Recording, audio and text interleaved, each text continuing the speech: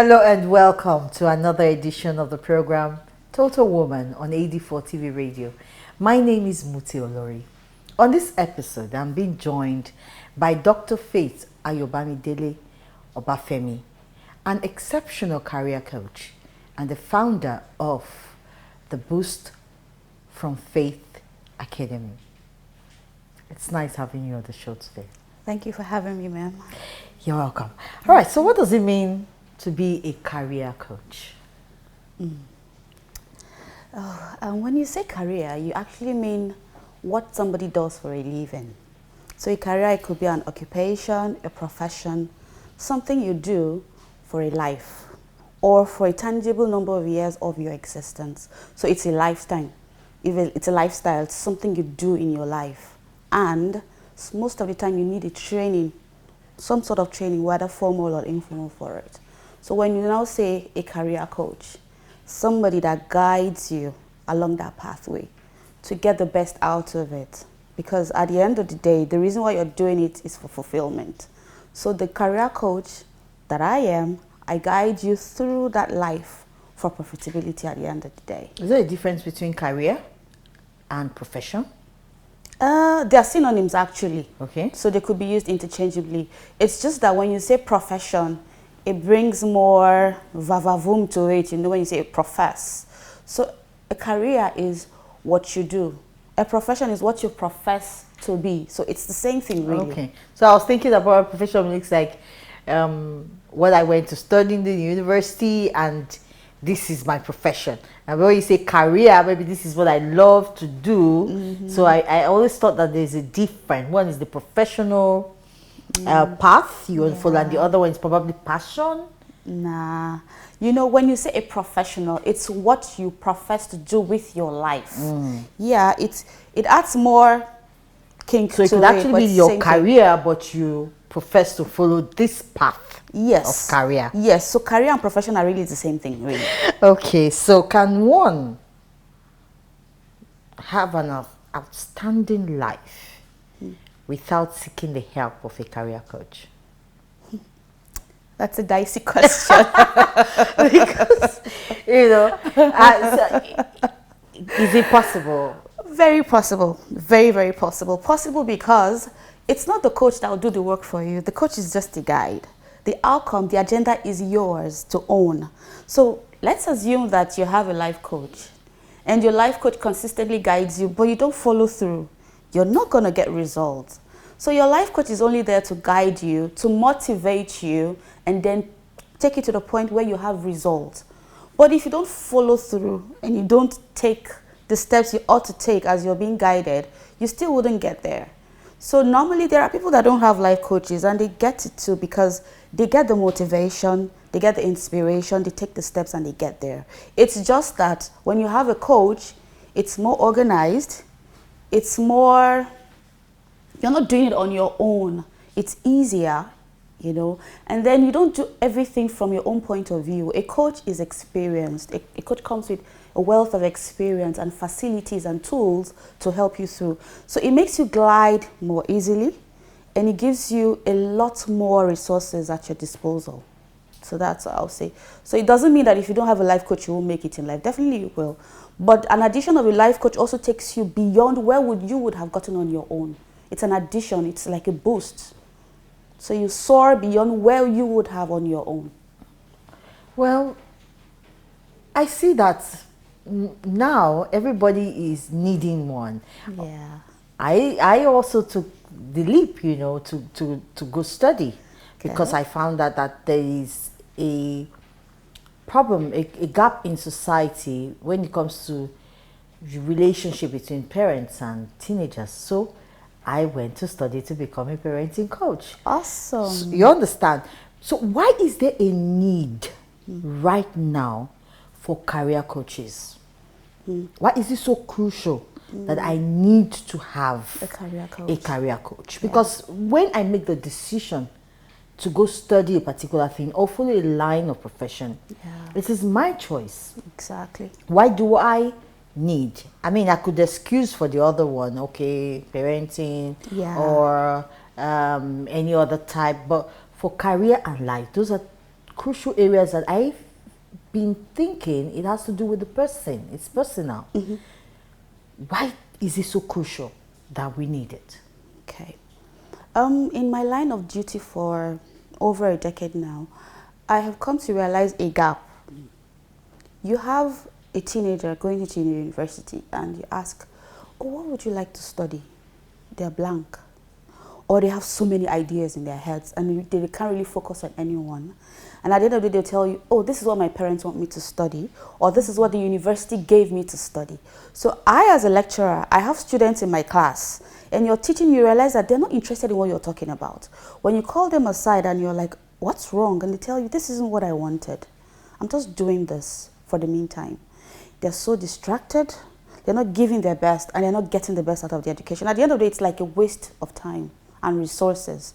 Now you also have graduates, they finished school, they were in university for years, they are graduates, have good results, but they don't love what they studied and they can't move on. So they're in like a haze and like, where do I go from here? I met a lady some months ago, she just came back from Russia, masters, and she told me she didn't know what to do next.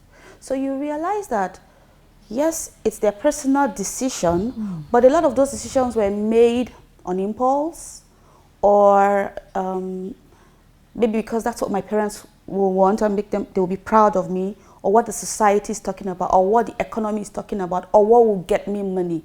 But they're not aligning it with their passions and purpose and their personality. So for instance, growing up as a child, I heard my mother talking about, oh, I wanted to be a doctor, but I just couldn't make it. I wanted to be a doctor. So I grew up with this thing like, man, I want to be a doctor. When you ask me why, I'm like, I want my mother to be happy. That's the only reason why I want to be a doctor. So then I get to medical school, I realized this has nothing to do with who I am or what I like. When I was in medical school, I had a colleague who always fainted every time we were doing surgery. So this fainting thing didn't start today? Anytime she sees blood, she faints. Oh my God. And you'll be wondering, what are you doing there? What are you doing here, you know? But she was a good student and she's a good doctor today. So that's where you have the career coach coming in. There is a big gap. Because somebody studied something doesn't mean that is what is going to bring that person a livelihood. Many people forget sometimes that education is a means to an end. It is not a static that because I studied law, I must be a lawyer. Well, I must practice law. Practice law. I could use that wisdom and that knowledge in other areas of my life. Even if I'm practicing law, it doesn't restrict me to being a lawyer only. I could use it in many other things. So when you have a career coach comes in to tell you, oh, this is the knowledge I have, this is the training I have. How can I utilize this to get it maximally in my life? How can I do this and enjoy it? So many people have a lot of talent, a lot of knowledge, but it's just there docile because they don't even know how to harness it, how to combine what they have been through studying for years to bring it out and make it beautiful. Yesterday I was counseling, I was coaching a lady and she didn't actually know that she was getting depressed, really. So by the time we finished, she said, oh, thank you so much for this session. My eyes have been open to so many things. It's not like she didn't know them, but by the time we finished, she was like, oh, now I'm going to do this. Oh, now. So that's one of the functions of a coach.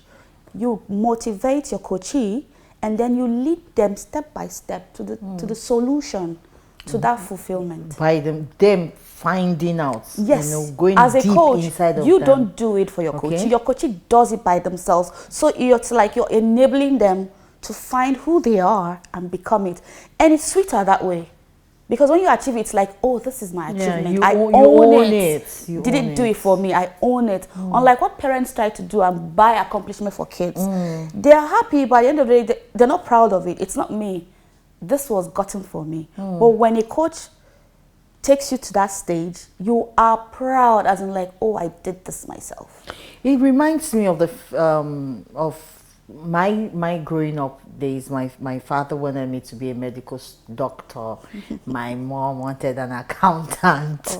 And fortunately for me, by the time I was in my final year secondary school, I came across someone who asked me the question, what exactly do you want to do? And pointed out certain things that I was good at, which were extracurricular activities for me. Awesome. And I just realized, hold on, I'm not this kind of person that would do these things my parents want me to do. What am I doing in science class when I'm a very creative person? And so right there, I took a decision, bought my JAM form without my parents knowing, submitted it, chose the course I wanted to, and I'm happy. And when they got to find out, they were like, okay, is that what you want to do? So when I had challenges in the course of finding my path, I couldn't go to anyone because it's my choice. So I took responsibility. I couldn't blame anyone. Now a lot of other children are not fortunate like I am, or even adults. They just get a job for a job's sake. Exactly. You know, there's nothing to do. Let me just get this job, and they don't find fulfillment. Now, someone watching us would ask the question: so, how do I go about it? Okay. How do I go about finding my career path? How do I know that this is the path that will give me fulfillment in life, especially for young people? Yeah. So, as a young person, I am, let me say politely anyway, that a lot of young people really don't know themselves. You know, you get to meet people, oh, I know who I am, but when you get to talk heart to heart with them, you realize they really don't know who they are. So the starting point is knowing who you are. So when I get a new clients, the first thing they do is a personality test. So we do your SWOT, get your strengths, your weaknesses, your opportunities, and your threats. Then we dig out the passions you have, your values, your gifts, your talents. Those are the things that will direct you in your career life. But most people don't check that. They're just like, okay, maybe right now, entertainment world, there's a lot of money in it. Oh, I want to be a musician. Or I want to be this. It doesn't even align with their values, with their strengths or weaknesses. So I love the way you see them struggling. So when you do that personality test, you know who you are. You now try to find out what is available.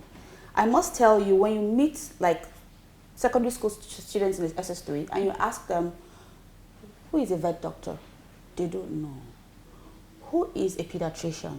They don't know. I've seen people say, I want to study this, and I say, what do you know about it? They know nothing. Who is a gynecologist? They don't know. They just know that medicine is medicine. Who's a dentist? They don't know.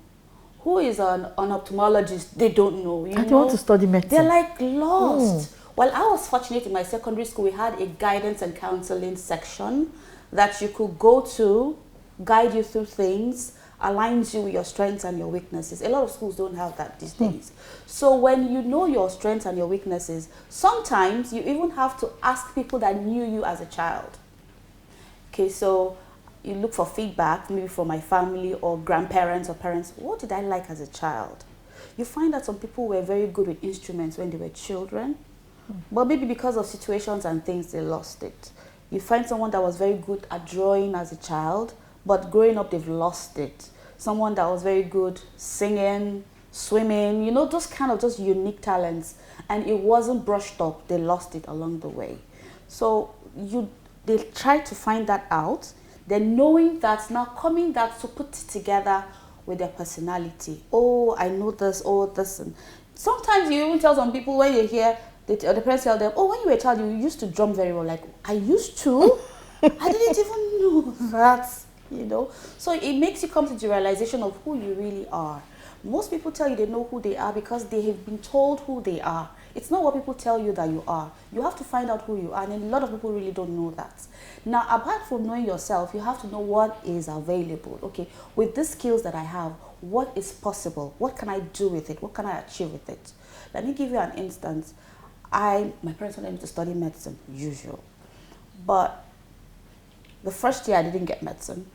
The second year I didn't get medicine. The first year they gave me biochemistry. My parents were like, no, you must be doctor. The second year anatomy, they said, no, you must be doctor. The third year they gave me, I just saw, you know, because I knew that medicine is MBBS. When you get your admission, you see MBBS. So when they just call home, oh, congratulations, you got it finally. And I saw DVM. I'm like, what is DVM? They said, no, it's the same thing, just those ones that treat animals. You know, so even they didn't really know what it was. So when I got to university and I registered, I'm like, oh, doctor of veterinary medicine. Oh, they are the doctors that treat animals. That was the first time I heard DVM in my life. I didn't know what it was. So when we finished 100 level, we do 100 level together, all of us, and then from 200 everybody goes to their different. Yes. Yeah. So when I was going to church, my father calls me and says, you know, I really want you to be a doctor. Please, go and change to MBBS. So I went to the school went to find out, and I was told that if I wanted to change MBBS, I had to go back to 100 level. It pissed me off, and I'm like, I didn't fail. I don't have a bad result, but because I want MBBS, I have to lose a year, and then my friends go ahead of me and finish before me. That's besides the 6 years we have to spend. So I was like, no way, but my father was so adamant.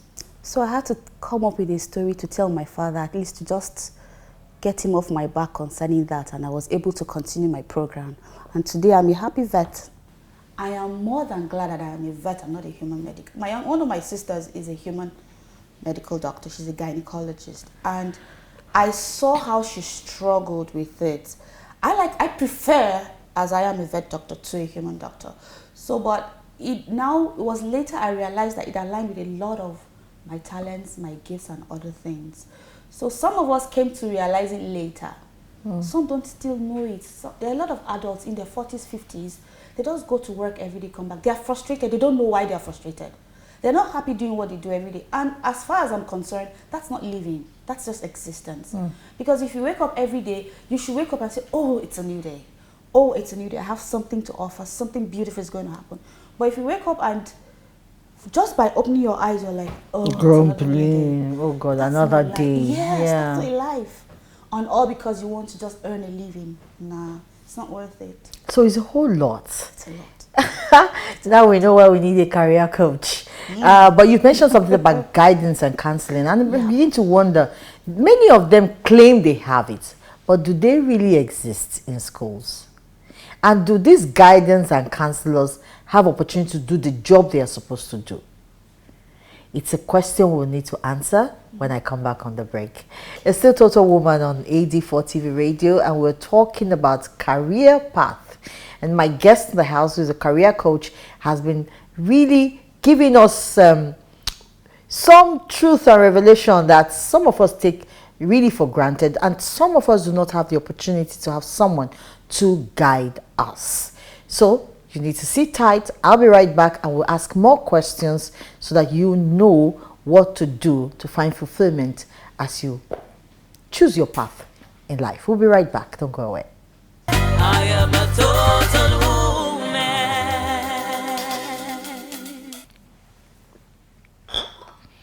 You're welcome back. It's still Total Woman on AD4 TV Radio. And so we're talking about career. What is actually the role of the guidance and counseling department of a school? Do you think, from your observation and from what we've talked about so far, do you think they're really doing what they're supposed to do?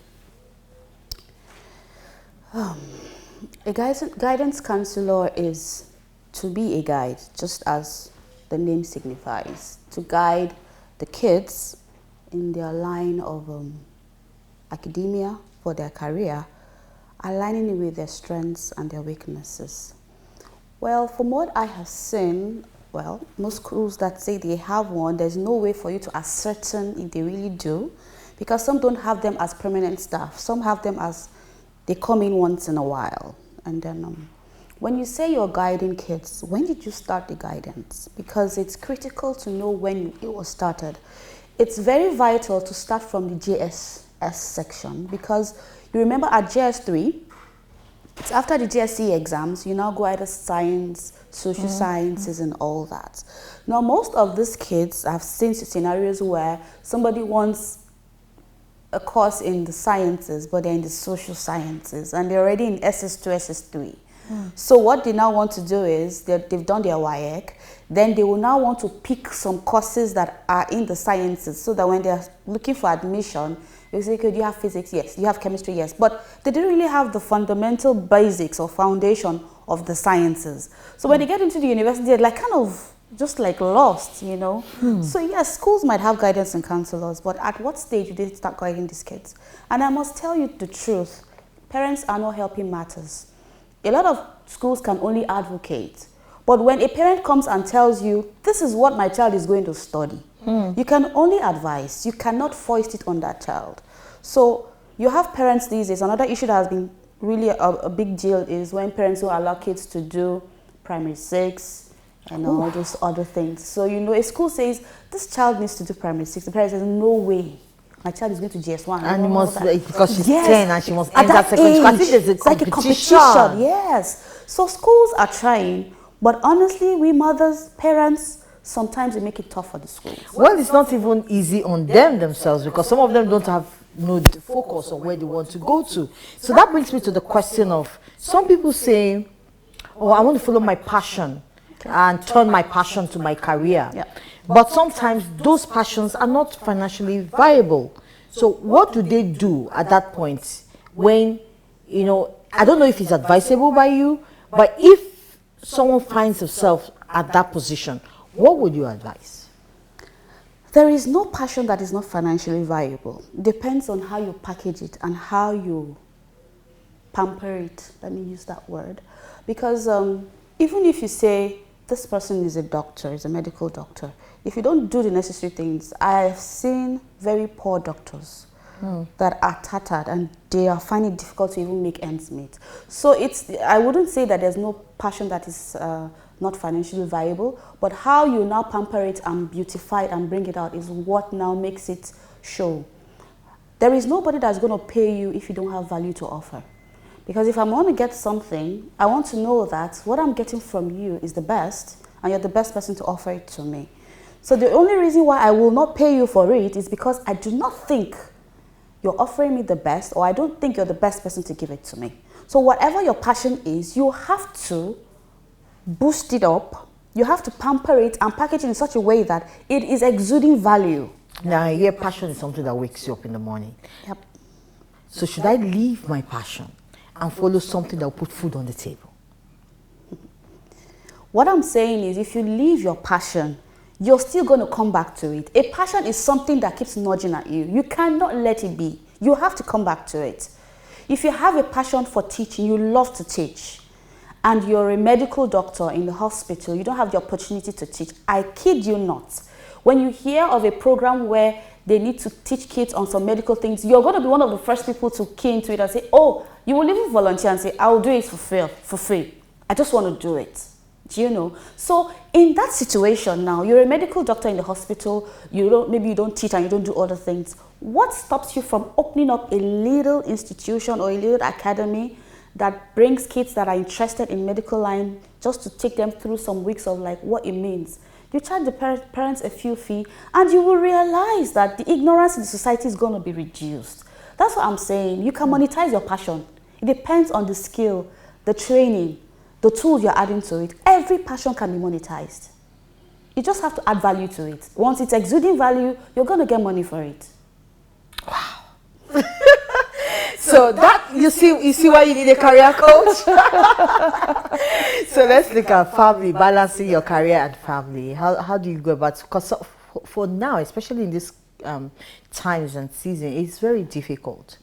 It's very difficult. Many people are finding they have to compromise a lot because they can't create that balance. So as a coach, how would you advise someone who is caught in between family and career? I've seen situations where a lot of, especially women, had to give up their career, had to give up passion because of family. Yeah. And that's where you hear things like, oh, I'm doing this because of my children. And I've seen cases where a lot of bitterness and anger and frustration actually, is the life of a woman, and then you find no fulfillment. So women actually pay the price much more, than men. How would you advise a woman who is faced in this situation? How can she create a balance in her life? Well, first of all, I will say that one of the primary problems or fundamental problems is that women live for everybody. They don't live for themselves. Oh, my husband. Oh, my children. Oh, my mother. Oh, my father. We don't know how to be selfish and say, I want this for me and I'm going to get it. Yeah, we are nurturers. Yeah, we're nurturers, but sometimes you need to think of yourself. Because at the end of the day, do you know what mothers are realizing now? You've spent all your years investing in your family, you raise your kids, and then when those kids leave the family, you are empty. It now looks as if you've wasted your, because you're not like, you see a lot of women getting depressed in their 50s and 60s, as in like, so what did I spend my whole life doing? And then you keep waiting for those kids to send you money to survive, And their fathers are not like that. And guess what? The kids start avoiding you. Daddy doesn't pester us like that. Mommy's always, you're always looking for them to send you money and send you money. It's just natural for them to avoid you. Oh, she's pestering me, she's a liability. Have you checked situations where mothers are very independent and very comfortable? They are the ones that draw their kids more. The kids look for them. But mothers that are always calling, there's no food, and the kids avoid them, because after a while it becomes laborious. Whenever mommy calls, she needs something. Whenever mommy calls, she needs something. So the best thing for women to do, first of all, well, because I pursue my career, because the society has labeled career. When you hear career woman, it kind of means that no, her family is not important, other things don't matter, her husband is like a footmat. No, that's not what it means. When you hear career, it means that you just take seriously what you do for a living. And women are defined by marriage, kids, and all things. So that's one of the problems. You shouldn't allow your marriage to define you. I am a person. Whether married or not, I know who I am. Whether I have a child or not, I know who I am. Well, I'm a doctor, but my doctor doesn't define who I am. I know who I am. So wherever I find myself, I'm going to make value available, and I'm going to exude that value. So that's one of the problems women have. A lot of women have their identity attached to their marriage. They weren't who they are until they became Mrs. So you meet a woman and ask her, who are you? Like, I am Mrs. and I have 4 children. It's like they're brandishing it. But when you call your husband, who are you? You say, I'm Mr. This.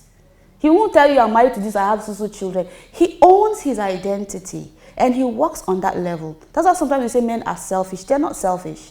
They're pursuing their vision. So for a woman to create balance, first of all is to know who you are.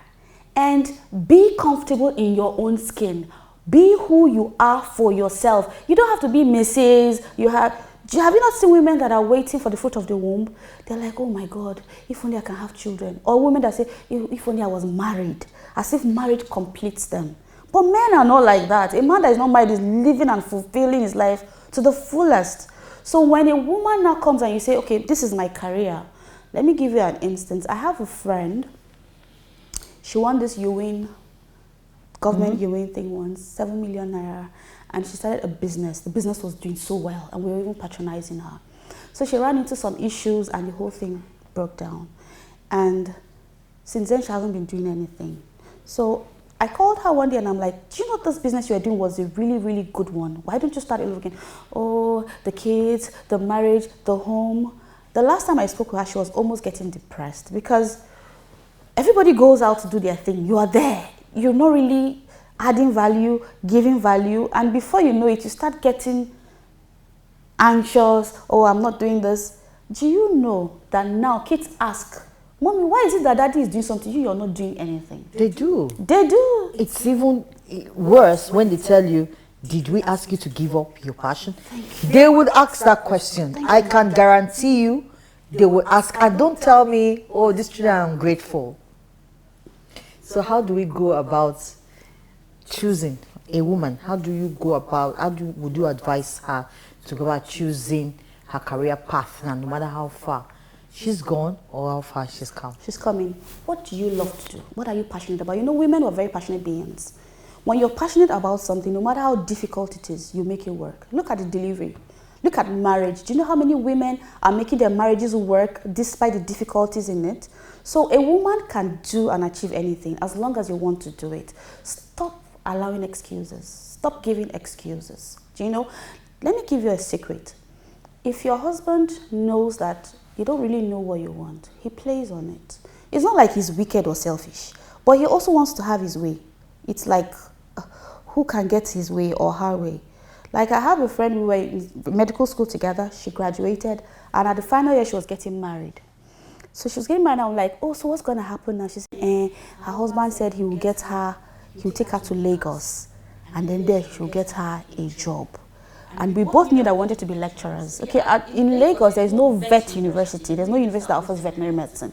So I'm like asking her, so how are you going to do it? She said, when we just get there. She always struggled with what she wanted. Even when we were in school, we get to a restaurant, we want to eat. They come to you, what do you want? She'll tell me, don't worry, give her her own first. I'll eat my food. Finish it, she said she doesn't really know what she was, let's go. So she was like that. And her husband really played her. As I speak to you, they're having issues in the marriage. And she's not telling me she's regretting so many things. She let down a lot of opportunities because she was trying to save the marriage and all that. There are many women like that. What would you advise them? Get off on your feet. Get And off if your the man does excuses. not agree? I'm not a marriage counselor. And I will advise that you go with wisdom.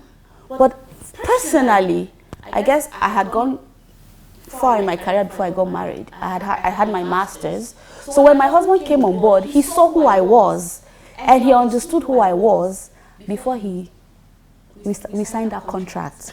So he supports my career because he has come to understand it's very important to me.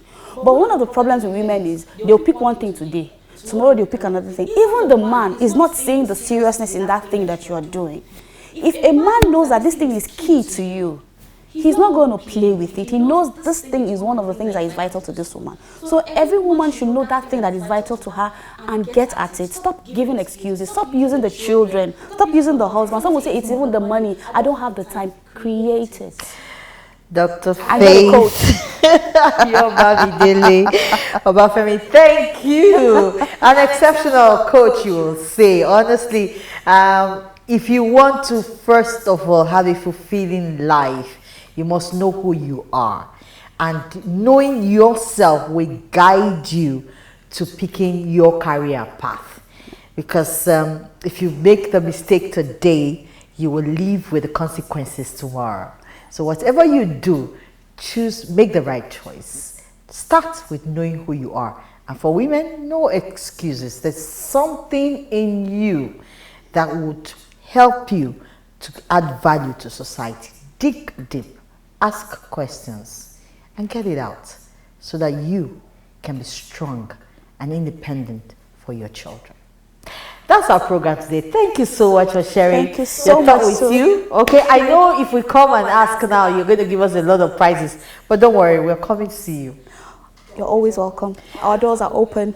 If you need to reach Dr. Faith Obafemi, please reach us on AD4 TV Radio. Send a message to all our emails or other platforms. We'll be able to give you access to some of our guests that we bring on the program. My name is Muti Olori. I'll be with you again next week. God bless you. Bye-bye.